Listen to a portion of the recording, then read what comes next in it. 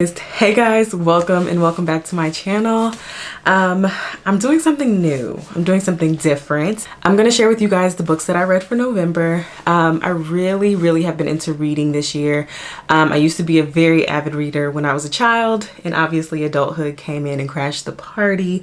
So it took a while for me to get back into reading, but April of this year, I picked up a Colleen Hoover book, and y'all, the rest is history. So I'm late to making these like monthly recap videos, but I want to start here and I want to start now. So we're starting with November. I made November a, of course they would be doing construction right now. I made November a no book left behind theme, and so all of November I read physical books. Now a lot of the times I will get about 8 to 10 books in a month due to the fact that I listen to audiobooks. Like, I am an Audible queen, and I commute a lot back and forth just for travel, for work, all the things, and so Audible books really helps get my monthly count up. But this book was just physical books, so I'm gonna go through the ones that I read, go through my favorites, my least favorites, and kind of give you a little bit about them. So let's get started. Don't mind my face. I recently got my eyebrows microbladed, shaded, so yeah, that's why they're looking a little crazy. And if you stick around, next week I should have the final results video. I'm putting a little compilation together, so I know that's not book related, but that's why I'm looking the way I'm looking. So if you wanted to know, maybe not. The first book I'm going to talk about is Maybe Not by Colleen Hoover. This book is a book that I wish I never read, and I hate to say that because I love Colleen Hoover, but this book was just a sex diary. And I don't mind a little smut in a book. Like, I'm not one of those who shies away from the smut, but this was too much, and it's about characters that we do not care about from the main book. I barely liked Maybe Someday, like barely. And so to have an offshoot of some of the characters in the book and then just talk about their sex life, it was an absolute no for me. I feel like I rated this 2 stars, 2 or 3 stars, and that's sad. That's really hurtful for me for Colleen Hoover. It's a novella. It's one of those really short reads, but I wouldn't even recommend reading like the 100 pages that it is. Sorry. I mean, if you just want to get there, if you just want to read about sex, go ahead, I guess. It just really wasn't worth the read. I am past the point in my life, maybe when I was younger and was reading like erotic books, like that I would care about something like that. But like, as an adult, I need a plot. I need a storyline. I need something to make sense. I need something to get me from point A to B other than boy meets girl, boy F's girl. Y'all, that's really all it was. So that's that. I don't really have anything else to say about that. Read it if you want. Skip it if you don't, because I feel like it had nothing to do with the story, for real. You could literally skip that book in the series and be just fine.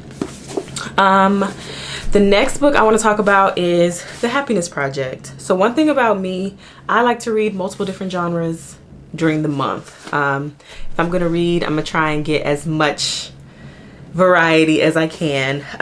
This was just about this lady who decided to take a year focusing on her happiness in specific. Each month she focused on a different aspect of it. It's okay. I'd have to pull up what I rated it and I'll put it on the screen. I don't know if it's just her writing style or maybe just her life or maybe her personality that shined through in the book, where I was just like, girl, I don't know if you're ever going to be happy. But anyways, I think it was an inspirational book in terms of me focusing on my happiness, and what better time than the end of the year so I can prepare for next year to just focus on key areas of my life that I want to improve, things that I want to implement, stuff like that. But as a read, it was a little tough to just read about her life. But like I said, if you need motivation or inspiration to kind of do some deconstruction and reconstruction in different areas of your life, I think it's a cute little blueprint. Maybe I just wish it was like a workbook or a template, you know. It's like to have 300 something pages, it was rough. You could like her style, you could like her personality, and you could like her. Anyways, on to the next one. I'm getting into, let's see. I read Seven Husbands of Evelyn Hugo. Some of you guys are gonna hate me for this, but it was very hyped for me. I liked the story. It was interesting reading about Evelyn. I don't know if it was my favorite. I may have rated it 3.5 or 4 stars. I think maybe because I knew the hype about it going into it, I was a little disappointed. I wanted a little bit more of a payoff that I didn't feel like I got. Maybe I can go and watch some like videos about what other people got to kind of make it make sense, or like to have certain elements click for me, or, you know, have somebody else bring about points and deeper insights that maybe I missed. But just reading the story, it wasn't my favorite, but it was a good read. So there's that. The next one is Black Girls Must Die Exhausted by Jane Allen. I really enjoyed this story. It really was just a good story for me. I think I rated it 4.5 stars. Once again, I'll put it on the screen. I don't have my Goodreads up. Commercial break. I just created a Goodreads. I don't know what you guys have been doing. Tell me how you guys track your books, but I just downloaded Goodreads and Storygraph, I believe, and uploaded all of my books onto there. I was tracking everything that I read on like a Google Docs, spreadsheet. So I'm behind. Like I said, I'm just getting on to all the things that the kids are doing out here. But follow me on Goodreads if you think you might have similar style, or you just want to see what I'm reading, what I'm up to. But yeah, so I really enjoyed this story. Just about a Black girl living in this world. I don't think I'm really good at giving like storylines without giving too much away. It's a 33-year-old Black woman who is pretty much on a timeline, and she's focusing on her career. She's got some relationship stuff going on, and it's just going through her whole family dynamic. And I just enjoyed the story. I found out that this is a part of a trilogy. So the next one in the series is Black Girls Must Be Magic. So I'm actually going to be reading that this month in December. So really good story to which a lot of people could relate. Okay, so these are my top 2 for November. I'm gonna go with 7 Days in June. Y'all, this story was just, oh my gosh, I wish they would create a movie about this book. And it's funny because in one of the lines, they compared the guy in this book to Lakeith Stanfield, and that's exactly who I was picturing in my head when I was reading this book. So if they could create a movie starring Lakeith Stanfield, thank you very much. Just a cute story, just a cute love story. Man, these two people, they knew each other when they were teenagers, when they were in high school. Life happened, and they kind of had like a full circle moment, kind of finding their way back to each other and discovering things about themselves. And beautiful, just beautiful. I loved it. 5 stars. The last one that I'm going to talk about, and maybe I should have talked about it first, but Jodi Picoult's, and I hope I'm saying her name right, Jodi Picoult's Small Great Things. This one was the one that I thought I would enjoy the least.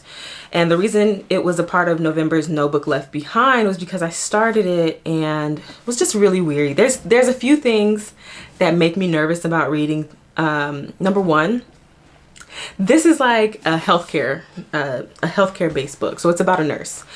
And then it's about a Black nurse. So imagine how healthcare personnel feel about watching stuff like Grey's Anatomy, and you're just like, okay, that really doesn't happen in real life. That's how I feel about reading healthcare books, where I'm just like, oh my gosh, it's gonna be so off base. It's gonna be so left field, so unrealistic. And then another thing, like I said, it's about a Black nurse and about some racial stuff going on. And y'all see this author, she's not Black. There you go. She is not black. And so the two things that made me nervous was the fact that this was somebody talking about healthcare issues and African-American issues, neither of which related to the actual author. And so I was just really nervous. Like, how is this white girl talking about the black experience? And how are we talking about being a nurse when we have no idea? And so I was nervous, but y'all, Jodi delivered. She did her homework. She did her research. Sis came through. I really enjoyed this story. Just getting into it. It was a little bit slow. And I think the reason I had a hard time was because, okay, so it's from three perspectives. There's a white supremacist, there's a legal perspective, and then there is the black experience perspective. And so I think in the beginning of the book, it talked a lot about, it set the stage and it kind of set the story, but it only was setting it from the black experience and the white supremacist, mainly the white supremacist side of the story. And I was just like, I don't know. I don't know if I want to read this. And so that's how it ended up with like a bookmark, and that I left it for like a few months and just picked it up in November for No Book Left Behind. But yeah, once I got past a certain point and it started introducing new perspectives and more aspects of the story, it got so good. So it's about, and I can say this because this is pretty much on the back of the cover. So it's about a black nurse. She is a labor and delivery nurse, and there's a white supremacist family who has a baby, obviously, and she ends up taking care of that baby for a little bit. And of course they have a problem with it. Tell her that she cannot take care of this child.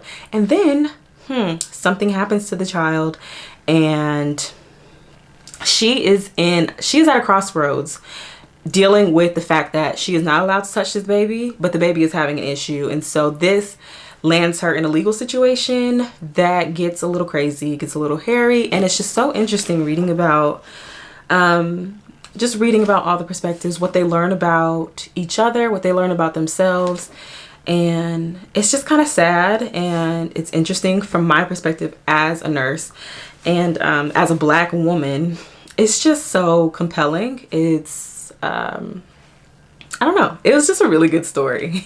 So you want to see what happens in the end. You're going through the court case like it's a movie, and it's like really intense and really amazing. So I would recommend this book 5 stars for sure, 5 out of 5 stars for sure. And yeah, so that is my recap. That was a total of 6 books. And yeah, so because I'm pretty new to kind of talking about books and what I'm reading and things, let me know what you're reading right now. Let me know what your favorite thing that you read in November was, how you're tracking your books. Are you guys on Goodreads? If so, follow me. Also, is there any books that you're looking forward to reading? Y'all, I want to have a conversation with y'all. Chat with me down in the description box below. I can't wait to hear what you guys are reading and what you guys are loving so I can add to cart, because I have an addiction. We can go through my bookshelves. We can talk about what I have, what I'm reading, what's on my TBR, whatever you guys want to see from me, let me know down below as well. Thank you guys for rocking with me, Rocky, and I will see you guys in my next video.